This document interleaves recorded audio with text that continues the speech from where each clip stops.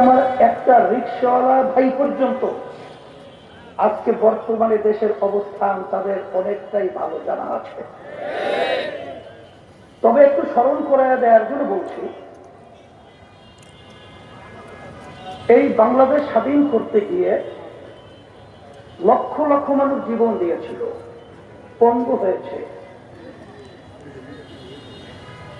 যেই আশা এবং আকাঙ্ক্ষা নিয়ে দেশ স্বাধীন করল, মৌলিক তিনটা স্লোগান: সাম্য, মানবিক মর্যাদা, ন্যায় বিচার প্রতিষ্ঠা।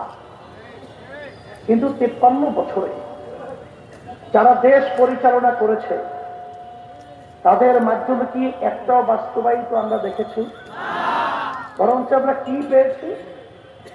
এই দেশটা এদের পরিচালনায় একবার দুইবারও নয়, তাম দুনিয়ার মধ্যে 5 বার চোরের দিক থেকে আমাদের দেশটা ফার্স্ট হয়েছে।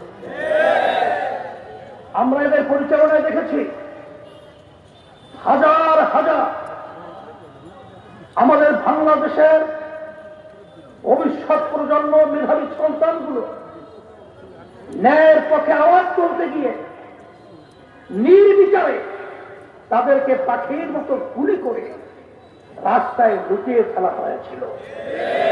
হাজার হাজার মায়ের কোল সন্তান হারা হয়েছে। প্রায় 500-র মতো আমার ভাইরা তাদের চক্ষুকে হারিয়েছে, আর কোনদিন আলো দেখতে পাবে না। হাজার হাজার মানুষ আজকে পঙ্গু হয়েছে। এদেশের টাকাগুলো পাচার করে বিদেশে বেগম পাড়া তৈরি করেছে। সদ্য ভূমিমন্ত্রী আপনারা দেখেছেন 3টা দেশে, তার শুধু বাড়ির সন্ধান পাওয়া গেছে 620টা বাড়ির মতো, 5700 কত কোটি টাকার বাড়ি। এই শব্দ ভূমিমন্ত্রী, এই টাকা তার বাপের টাকা না আপনার আমার কষ্ট অর্জিত, আমার মেহনতি, আমার রিক্সাওয়ালা বাজাররা রাস্তার ভিতরে যখন রিক্সা চালায় তাদের মাথার ঘাম চপড়প করে পড়তে থাকে। সেই টাকা আজকে ট্যাক্স ভ্যাটের মাধ্যমে সরকারি কোষাগারে জমা হয়, আর তারা ওখানে ক্ষমতার মসনদে বসে এই টাকা বিদেশে পাচার করে। এই দেশের ভিতরে তাম দুনিয়ার ইতিহাস বিরল আয়না ঘর, যা কোনদিন সরি নাই, কোনদিন মানুষ দেখে নাই। সেই নির্যাতনের ইতিহাসে মানুষের প্রশংসা হয়ে যায়, সেই ইতিহাস বাংলাদেশে হয়েছে আয়না ঘর। এখন আমার ভাইদেরকে বলবো, 5ই আগস্টের পরে এই দেশটা গঠন করার সুন্দর একটা পরিবেশ তৈরি করেছে। এখন এই সুযোগে যদি আমরা সদ্ব্যবহার করতে না পারি, তাইলে আমাদের গ্রাম্য একটা প্রবাদ বাক্য রয়েছে, যেই লাউ সেই কদু। এখন সেই লাউ কদুকে আবার দেখতে চান? আল্লাহ রাব্বুল আলামিন বলেছেন, যে জাতি নিজেদের ভাগ্যের পরিবর্তন তারা না ঘটায়, আমি ঘটাই না। সেই হিসেবে আমি সকল কৃতজ্ঞ আহ্বান জানাবো, আমরা যেন আর কেউ চাঁদাবাজদের সহযোগী না হই, খুনিদের সহযোগী না হই, আয়নাগরদের সহযোগী না হই, টাকা পাচারকারীদের সহযোগী না হই। বাংলার জমিকে চাঁদা মুক্ত দেশ ঘোষণা করতে হবে, বাস্তবায়ন করতে হবে। আর আমরা সেই মায়ের কলিজা ফাটা চিৎকার শুনতে চাই না।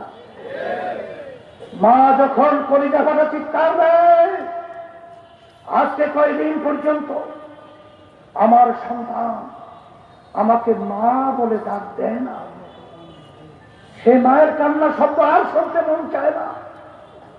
সেই সোহাগের মতো আমার বাংলাদেশের সন্তানকে আইয়ামের জাহিলিয়াতের চেয়েও ভয়ঙ্কর পরিণতির মাধ্যমে, পাথরের মাধ্যমে যে নির্মম হবে, আমাদের দেশে হত্যা করা হলো, তাকে মারা হলো, এরপরে তার উপরে ওঠে, তারপর চিত্ত বিনোদন করলো, এই দৃশ্য বাংলার মানুষ দেখতে চায় না।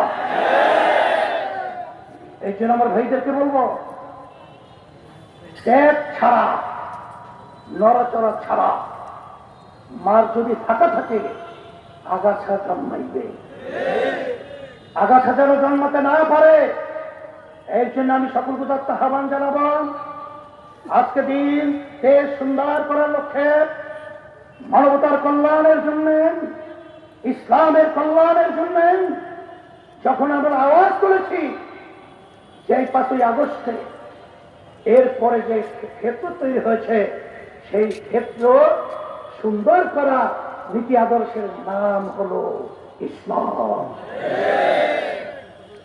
সেই নীতি আদর্শ নিয়ে যখন আমরা ঘোষণা করেছি ইসলামের পক্ষে একটা বাক্স, এবং যারা নাকি দেশ প্রেমিক রয়েছেন তাদের সকলকে নিয়ে আমরা এই দেশ করার লক্ষ্যে আমরা সবাই ঐক্যবদ্ধভাবে আমরা কার্যক্রম পরিচালনা করব, তখন আমরা কি দেখতে পাই?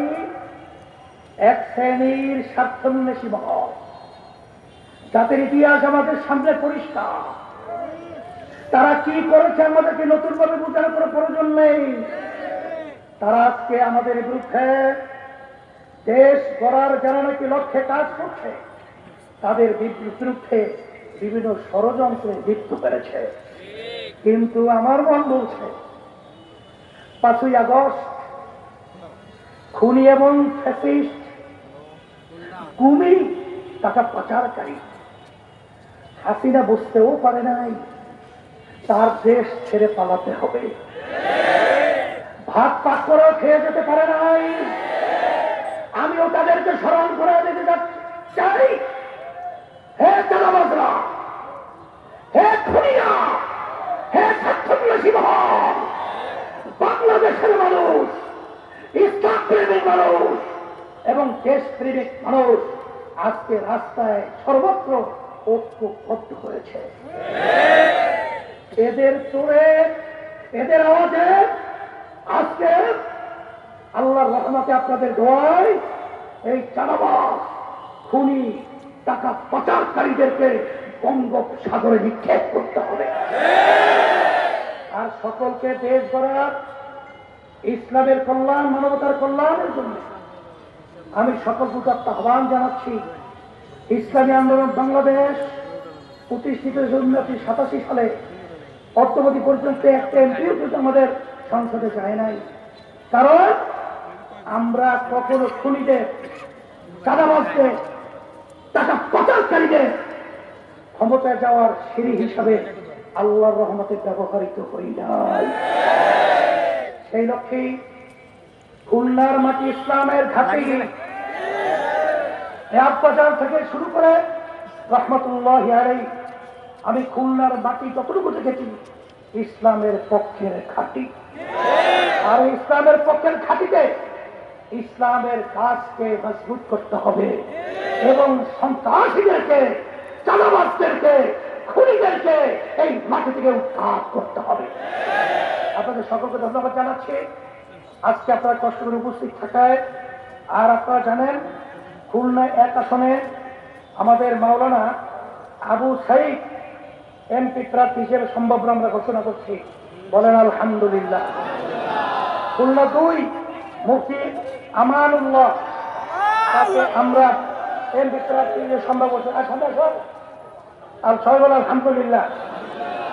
খুলনা 3 হাফেজ মাওলানা অধ্যক্ষ আব্দুল আউয়াল নাদামি ইসলাম বাংলাদেশ, তাকে আমরা ইসলামের পক্ষে হাত পাকা প্রতীক দিয়ে আপনাদের কাছে আমানত হিসেবে রেখে গেলাম। খুলনা 4 কারণ হাফেজ মাওলানা অধ্যক্ষ ইউনুস আহমেদ মহাসচিব ইসলামী আন্দোলন বাংলাদেশ, আপনাদের কাছে সন্তান হাত পাকা প্রতীক শান্তি দিয়ে আপনাদের সামনে আমরা দিয়ে রেখে গেলাম।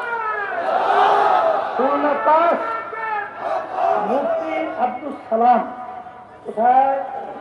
আব্দুল সালাম সাহেব, তাকে আমরা হাত পাকা প্রতীক দিয়ে শান্তির প্রতীক আপনাদের কাছে আমানত হিসেবে রেখে গেলাম।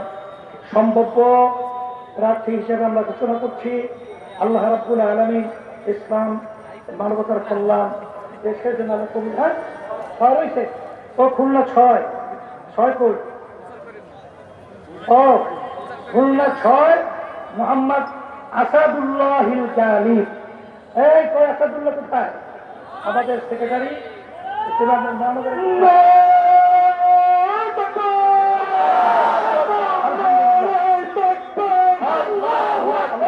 ربنا آتنا في الدنيا حسنة وفي الآخرة